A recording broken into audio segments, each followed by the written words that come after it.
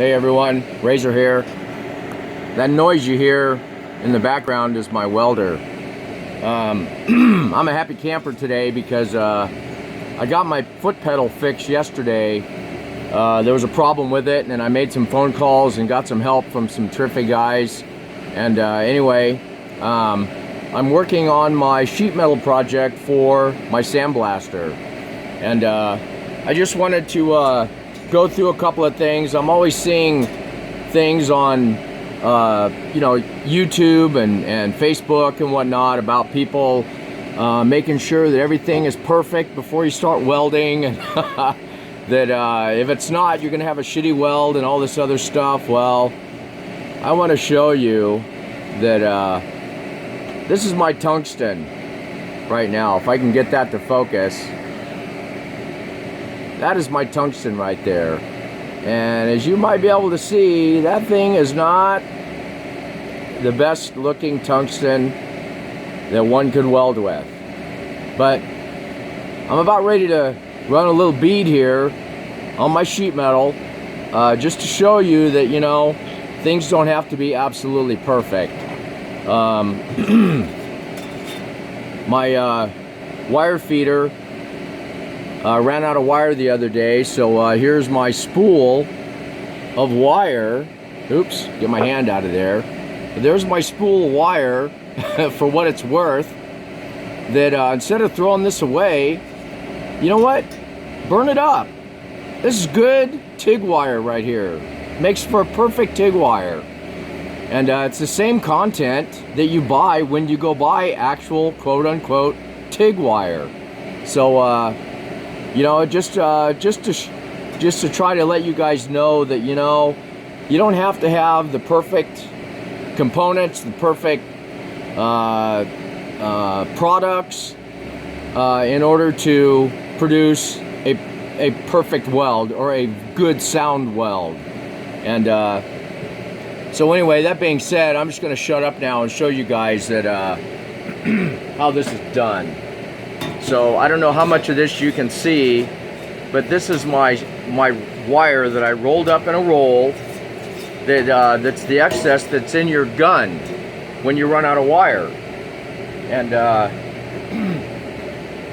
so that being said, I'm going to put my garb on here.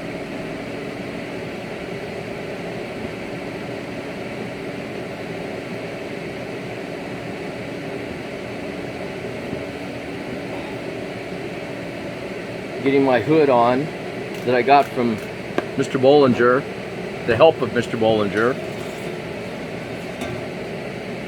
and hopefully you guys will be able to see this.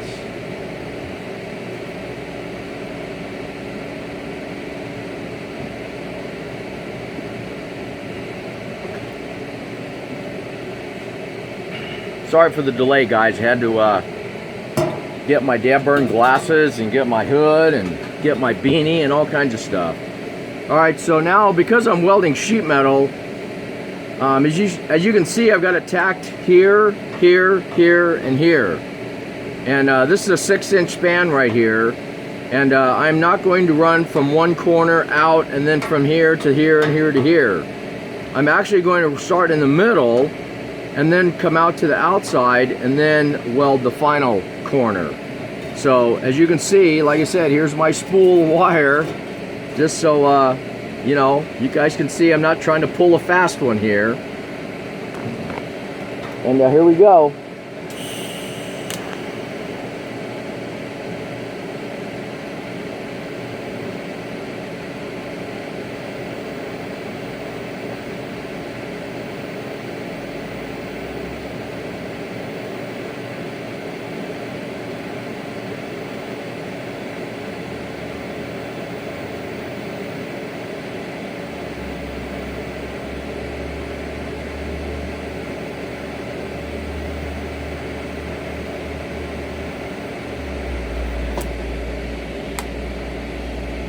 Okay, now I don't know how well you can see that bead in the camera, but you know, it's not too shabby.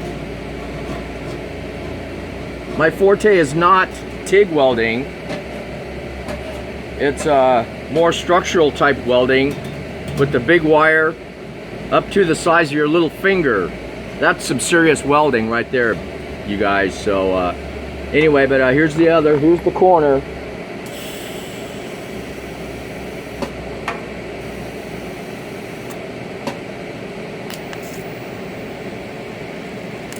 Ah, come on.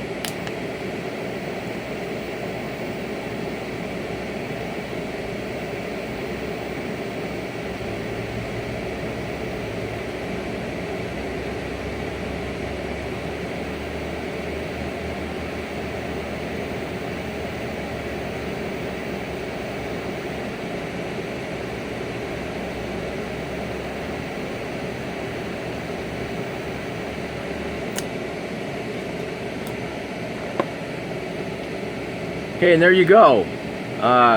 You know, again, it's not for a rocket ship. No one's ever going to see that weld, but you still try to do as good a job as you can if you have any sense of pride in yourself. And if someone does happen to look at it, you know, you want to be able to, you know, to be proud to say, hey, yeah, I welded that. So now we're going to finish up this last corner.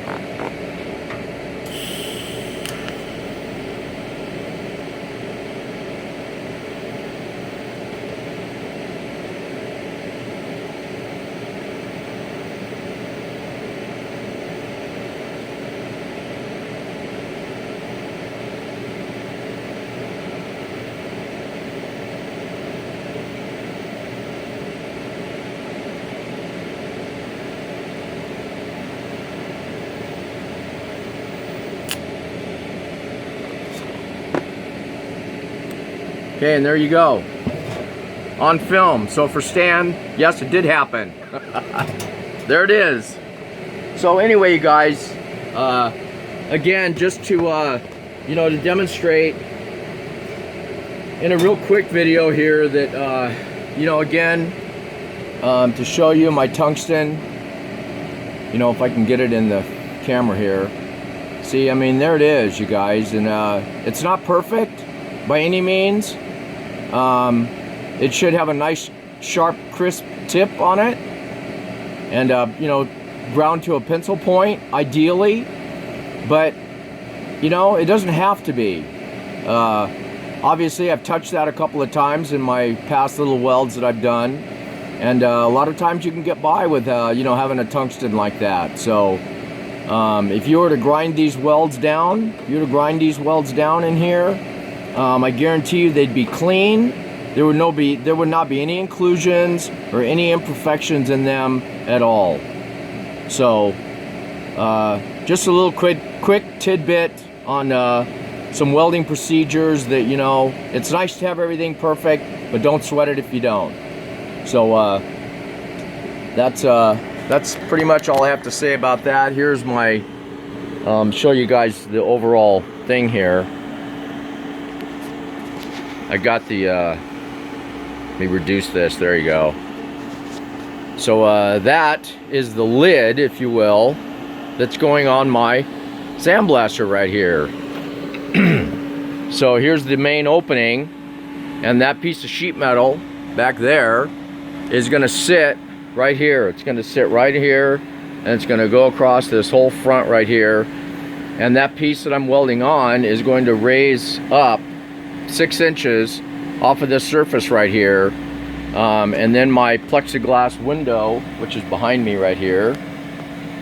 Here's my plexiglass window that, if you looked at it in perspective, if I can back up here, it's going to be like that, pretty much. And this is what you obviously look through in order to see what you're blasting in here. So that's just one little mod that I'm doing. The way these things come, it's a pain in the ass to change out the window. So I've decided to reduce the overall window, because you don't need it as large as it is in this, you know, in this cutout right here.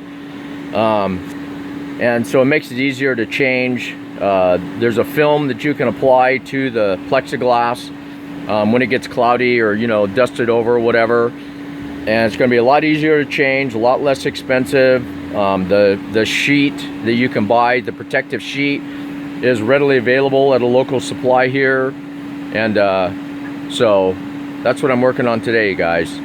So anyway, all is well here in Razorland. So like I keep saying, you guys be safe, and if you're not sure about something, ask. Just better be safe than sorry. So anyway, you guys take care. Razor saying so long for now.